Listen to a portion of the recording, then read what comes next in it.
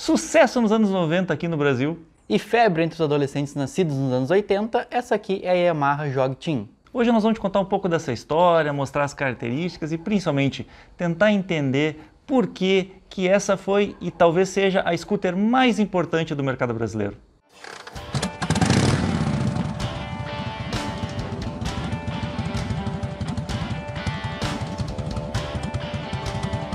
Você que tem entre 30 e 40 anos, ou você que é pai de hoje adulto com esta idade, com certeza vai se lembrar da febre que foram as scooters nos anos 90. Simplesmente todo adolescente na época queria. Mas essa história ela é um pouquinho diferente do que foi planejado, pelo menos ela aconteceu diferente do que as montadoras tinham pensado. Vamos tentar voltar um pouquinho na história. Qual foi a primeira scooter no mundo? A Piaggio Vespa, sim, criada em 1946 lá na Itália. Ela um ano depois recebeu um concorrente de peso, mas assim, as duas foram criadas em paralelo, não eram criadas pensando em brigar uma com a outra, que era a Lambretta. Fizeram sucesso absoluto no mundo inteiro e aqui no Brasil ela chegou em 58.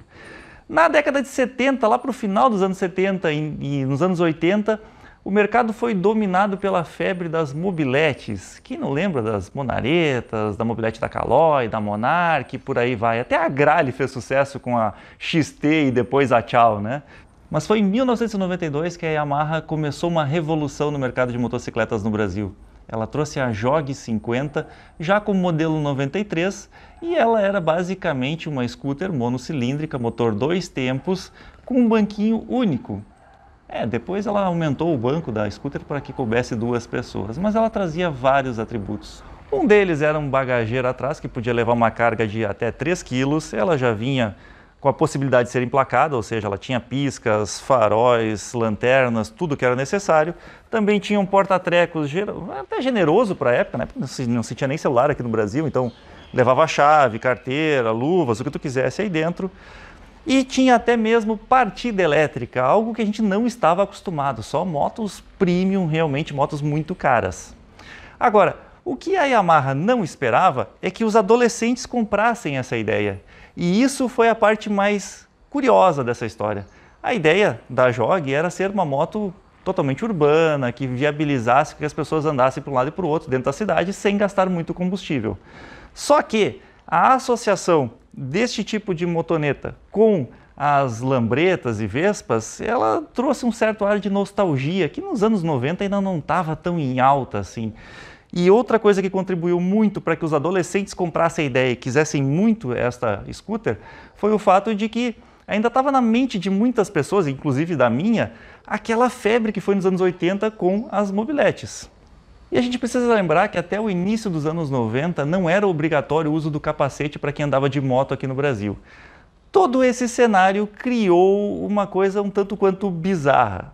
Em vez de vender esta scooter para adultos com carteira e tudo mais, quem comprou a ideia foram realmente os adolescentes ali entre os seus 13 e 20 anos de idade. Inclusive na minha rua praticamente todo mundo tinha, né? Eu que era um pouco mais velho não tinha uma, mas até o meu irmão teve uma.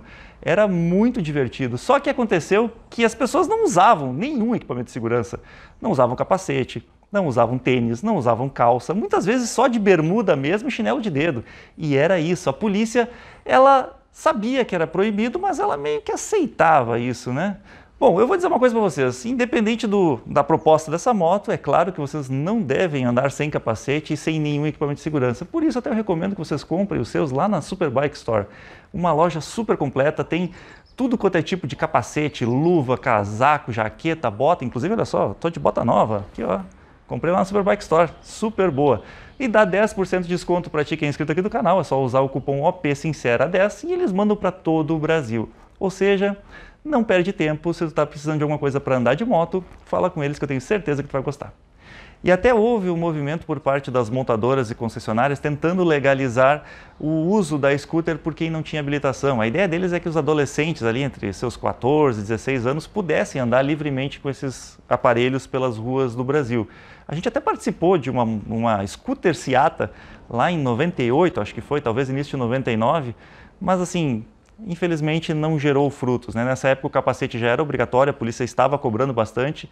Até aquele evento o pessoal usou o capacete, foi autorizado pela polícia, mas, né, imagina umas crianças, adolescentes andando soltos livremente, sem condições pelas ruas brasileiras com esse tipo de aparelho. Não ia dar muito certo. E como a scooter foi quem tirou as mobiletes das mãos dos adolescentes no final dos anos 80, início dos anos 90, eu preciso mostrar as diferenças entre elas. As duas usavam um câmbio do tipo CVT, mas quem lembra, na mobilete ele tinha uma polia variadora só na frente, junto ao motor. Então o motor ele tinha que trabalhar para que variasse a relação de marchas, né? Que não era marcha. Esse daqui já tem um câmbio do tipo CVT, com uma correia de lona bem simples, mas ele tinha duas polias, uma na frente e a outra atrás. A da frente é acionada por roletes, então quanto mais pesado o rolete, mais ele demora para abrir e tudo mais, e atrás ela já é do tipo sapata, então ele tem umas molas ali e à medida que a rotação vai aumentando, ele vai abrindo também. As duas trabalham sempre em conjunto, variando a rotação de acordo com a força aplicada ao acelerador e, claro, a velocidade do veículo. E tudo isso acoplado a um motor de 50 cilindradas, 2 tempos, que gerava 6,3 cavalos vapor de força, 0,67 kgfm de torque. Aí vocês vão dizer, Felipe, isso aí não tem força nenhuma, isso não vai andar. Bom, a grande vantagem dela é que ela era extremamente leve, pesava 63 quilos. Meus amigos, era uma moto que oferecia uma proposta diferente do que a gente estava acostumado. Uma das principais mudanças dela em relação aos outros, das outras motos da época, estava no tamanho das rodas. Ela usava rodas de aro de 10 polegadas, são rodas bem pequenas. Suspensões absurdamente simples. Ali na frente é uma suspensão de garfo com molas e tal. Aqui atrás uma suspensão de amortecedor único. Aí você vai dizer assim, pô, mas essa suspensão é super moderna. Não, não é. Ela tem um amortecedor tipo o que tinha na época nas CGs e tal, mas era só colocado de um lado. Meus amigos, isso significa que ela não tinha uma suspensão muito boa para as nossas ruas. Depois, quando a gente for fazer um test drive, eu vou mostrar por quê. Ela tinha partida elétrica, como eu já mostrei para vocês, mas caso tu esquecesse ela ligada sem ligar por muito tempo, ficasse sem bateria, ela também tinha a partida por pedal, o que ajudava muito, né? E essa tá bem boa, né? Essa tá funcionando muito bem. Tá redondinha, meus amigos, e eu vou mostrar mais para vocês. Essa aqui é uma Jog Team. O que acontece? Lembra que eu falei que em 98 tinha um movimento muito forte das montadoras, fabricantes, tentando legalizar este tipo de veículo para adolescentes? Pois é, a Yamaha percebeu que ela precisava colocar alguns limites para tentar legalizar isso junto ao governo. E ela criou uma motinho que chegava no máximo a 50 km por hora. Essa daqui não tinha seus 6 cavalos de potência e ela realmente era uma moto muito lenta. Ela foi fabricada de 98 até 2005 na versão Team. A versão Jog 50 foi fabricada de 93 até 99. O que mudava? Na época a gente não sabia, a gente só sabia que ela era mais fraca. Quando a gente foi fazer, meus amigos foram fazer uma manutenção uma vez no escapamento da moto, por quê? Porque como ela era muito baixa e a suspensão era meio ruim, quando descia, eu vou até baixar ela aqui para mostrar para vocês, quando descia muito a suspensão, ó, às vezes o escapamento aqui embaixo pegava nas pedras, podia pegar num obstáculo, coisa assim. E entortar a curva do escapamento de uma moto 2 tempos significa que tu vai perder potência e vai perder eficiência. Afinal de contas, o escapamento no motor 2 tempos é o que faz o motor funcionar. Quando a gente foi fazer a manutenção numa dessas, a gente acabou descobrindo que eles tinham colocado uma arruela ali dentro. Tiramos a arruela. Meus amigos, ficou um canhão. Essa foi a solução mais absurda que eu já vi a Yamaha colocar no mercado. Pois bem, acontece que no final dos anos 90, o mercado já não estava mais querendo comprar scooter. Então, essas aqui, na versão Team, são mais raras de se encontrar do que as primeiras. As primeiras vendeu muito mais, essa daqui vendeu pouco. E essa daqui especificamente está com 970 quilômetros neste momento, originais. Sabe por quê? Porque ela foi dada para uma adolescente na época, que andava dentro do condomínio, quase não usava essa moto fora, e ela ficou durante 20 anos parada. Ela está em um estado absurdamente impecável.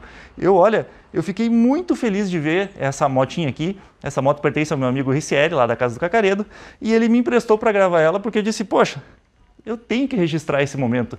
Isso fez parte da minha adolescência e eu gostaria muito de poder guardar ela no acervo para lembrar como é que foi os anos dourados da minha vida. E a arruela de escapamento dessa aqui tá na minha mão, ó, meu irmão já atirou. Foi ele que reformou, óbvio que ele ia tirar, né? Ela era presa basicamente por 3 pingos de solda. É ou não é uma gambiarra? E meus amigos, com todo esse peso e essa pouca potência, ela fazia quase 50 km por litro de gasolina dentro da cidade. Realmente a proposta dela era boa. Ah, eu esqueci de dizer, né? Os freios eram a tambor, tanto na dianteira quanto na traseira. Mas como era uma moto leve, que não tinha muita velocidade, tudo bem, atendia. Embaixo do banco, ela tinha mais um espaço que levava um capacete. E até era curioso isso, porque as primeiras o espaço era menor, depois eles foram aumentando para que realmente coubesse um capacete de tamanho médio, né? Eu acho que o meu 64 não cabe aqui. O tanque de combustível tinha uma capacidade de 3 litros. E o mais curioso de tudo é que mesmo sendo motor 2 tempos, tu não precisava misturar a gasolina que ia no tanque com o óleo 2 tempos. Por quê? Porque ele tinha um sistema do tipo autolube, que era colocado aqui na frente. Então, aqui ele tem um reservatório, onde vai o óleo específico para motores 2 tempos. Aquele óleo que queima junto com a gasolina quando está o motor em funcionamento, né? Que dá aquele cheirinho característico que tenho certeza que muita gente não gosta. Eu adoro. Bom, eu acho que um grande erro da Yamaha não foi colocar esse sistema de autolube, foi, na verdade, colocar uma chave Phillips aqui na frente, que toda vez que tu tinha que abastecer a moto, tu não tinha esta chave junto contigo para tirar a tampa e abastecer o sistema de óleo. Olha, meus amigos, só quem andou com elas na década de 90 vai lembrar que inferno que era isso. E o outro grande diferencial desta motinho para as outras motos da época, não digo só as mobiletes, também falo das motos grandes, ela não tinha aquela torneirinha para fechar a passagem de combustível do tanque até o carburador. Sim, ela era carburada, mas como é que funcionava o sistema? A válvula era automática, ela tinha uma membrana acionada por vácuo. Então tu dava a partida no motor, o vácuo gerado pelo próprio motor puxava essa membrana para baixo e liberava a passagem de combustível para chegar até o carburador. Isso era ótimo porque tu não precisava ficar lembrando de fechar a torneirinha e que podia dar vazamentos caso trancasse a boia do carburador. Quem usou carburador na vida sabe que pepino que era isso, né? A desvantagem é que, como essa moto aqui, por exemplo, ficou 20 anos parada, com o tempo essa membrana ela ressecava, estragava e tudo mais, então às vezes é um pouquinho mais difícil de encontrar essas peças hoje. Mas o meu irmão conseguiu uma membrana nova, 0 km, para colocar nessa daqui e ficou realmente muito boa. E sim, o sistema elétrico dela era 12 volts, uma bateria convencional, pequena, mas convencional. E como esse tipo de veículo era muito utilizado por adolescentes, tombos eram bem comuns. Por isso que eu digo que essa aqui está impecável. Não tem um arranhão aqui nessa região, de nenhum dos lados. Essa daqui nunca viu o chão. Que coisa maravilhosa.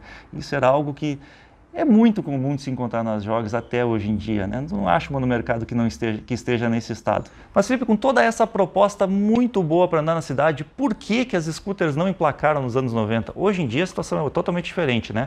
Mas nos anos 90, a Honda foi a principal responsável pelo, digamos, sucesso desse aqui entre os adolescentes, mas em contrapartida as pessoas adultas com carteira habilitadas preferirem as Cubis. Sim, em 92...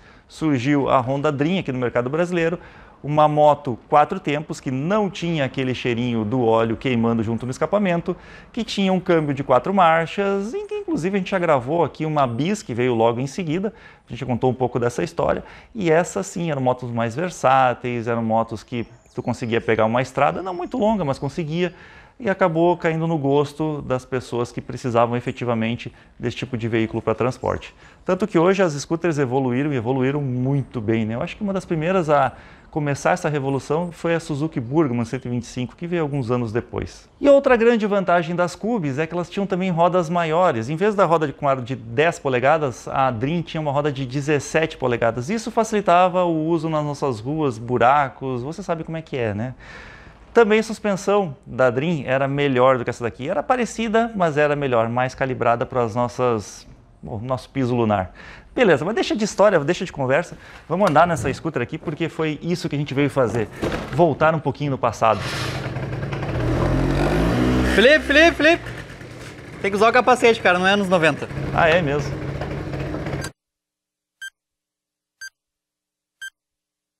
Bom, meus amigos, vamos para aquela hora que é mais nostálgica para mim, poder sentar nesta motinho que faz, olha, mais de 20 anos que eu não tenho esta oportunidade, esta experiência. uma coisa legal, como era uma moto que já era bem moderna para a época, ela tinha uma trava, então tu só conseguia ligar se apertasse o freio. Se tu não apertar o freio, ela definitivamente não liga. E depois disso, era a facilidade dessa motinho, né? Era só acelerar que a embreagem ela conectava sozinha. Então não tem marcha, não tem embreagem, não tem nada. É só sentar e andar. O que é meio esquisitão nela é realmente a posição de pilotagem. Tu senta nela, fica sentado tipo num banquinho. Então isso num primeiro momento é esquisito mesmo. Mas olha só, essa tá bem boa, hein?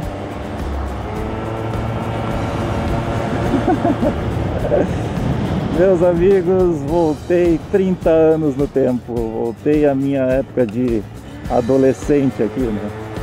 Nas ruas do bairro onde eu andei muito com essas motinhas. Que legal, nossa, que oportunidade interessante. Mas mesmo nessa rua asfaltada a gente já sente por quê que ela tinha bastante a evoluir, né? Então esses buracos aqui, ó, tipo esses desníveis do asfalto, tu já sente a suspensão dela bem durinha. Mas que é legal. Cheirinho do motor 2 tempos, queimando óleo. É muito trio, barulhinho dela também. Uma moto muito ágil, porque tem trechos curtos, rodas pequenas, então ela faz curva muito fácil. Freio não é nada eficiente, mas ok para a proposta do veículo. E o desempenho, bom, vocês estão vendo, né? Estou de punho colado aqui, não é nada espetacular, mas vai, tem a força necessária. Lembrando que a gente tirou a arruela dessa aqui, né? Nossa senhora, um quadripípedo da frente chega a pular aqui. A suspensão definitivamente não era o forte dessa motinha. Mas justamente essa facilidade dela de andar, esse baixo peso, essa manobrabilidade que ela tem aqui, é que fazia um sucesso entre a garotada, né? Porque uma moto grande, um adolescente não conseguia pilotar essa. Daqui qualquer um senta nela e sai andando. Nossa, que coisa bem boa. Queria mandar um abraço aqui pro meu amigo Guilherme, lá do Moto Online. Eu vi uma reportagem que ele fez, uma matéria muito boa, um ano e pouco atrás, sobre as scooters, sobre a Joy. Parabéns, Guilherme, eu gostei demais da tua reportagem. Olha só, que até pisca, né? Que legal, meu Deus, que legal.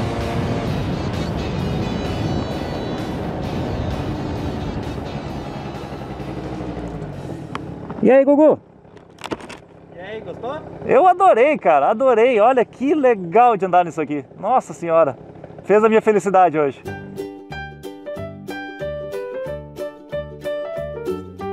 E aí, Gustavo, qual foi a tua conclusão sobre essa história de hoje? Queria ter vivido essa época. Na verdade, eu estava vivo, mas eu era muito pequeno, então não aproveitei nada. Eu vivi. E de novo eu queria mandar um abraço pro meu amigo Ricieri por ter me dado essa oportunidade de gravar, de experimentar e principalmente voltar 30 anos na minha vida. Foi realmente demais, cara. E essa moto dele tá espetacular. Parabéns, Ricieri. A parte ruim dessa história é que hoje encontrar uma nesse estado é praticamente impossível. E quando tu encontra, bom, aí o preço dela parte de mais de 10 mil reais, né? Que pena. Se fosse mais em conta, se fossem os preços praticados alguns anos atrás, eu acho que eu compraria, mas hoje eu não tenho mais condições, uma pena. O cara que consegue pagar mais barato, mas tem que reformar tudo daí. A questão não é uma reformada, essa daqui é uma em estado original como saiu de fábrica. Realmente demais. Então, parabéns para a Yamaha por ter colocado essa motinha no mercado, porque realmente fez muito sucesso. Eu lembro do pessoal andando, mas eu era muito pequeno ainda. E na verdade assim, a gente sabe que tem vários pontos que ela deveria ter melhorado e tudo mais, mas o pioneirismo tem seu preço, né? A Yamaha foi realmente quem abriu o mercado das scooters para o Brasil, então o mérito de hoje a gente ter ótimas scooters aqui ainda é da Yamaha. Inclusive a ótima N-Max, que hoje em dia está no mercado, que a Yamaha tem, né? Tomara que eles emprestem para a gente testar, né? Eu espero que sim. Pois é. Comenta aqui embaixo se vocês queriam que a gente gravasse N-Max também ou não. Valeu, galera. Valeu, pessoal. Nossa, tchê, se tu aguentou até aqui é porque tu deve ter gostado desse vídeo, né? Então não esquece de dar teu like, compartilhar ele, mostra para teus amigos e te inscreve aqui no canal. Nós também temos um Instagram, onde a gente coloca fotos diversas, coisas que a gente está gravando, coisas que não costumam vir aqui pro YouTube. Tem a seção de membros, onde também tem assuntos específicos, conteúdos exclusivos e a nossa página no Facebook. Esperamos vocês lá.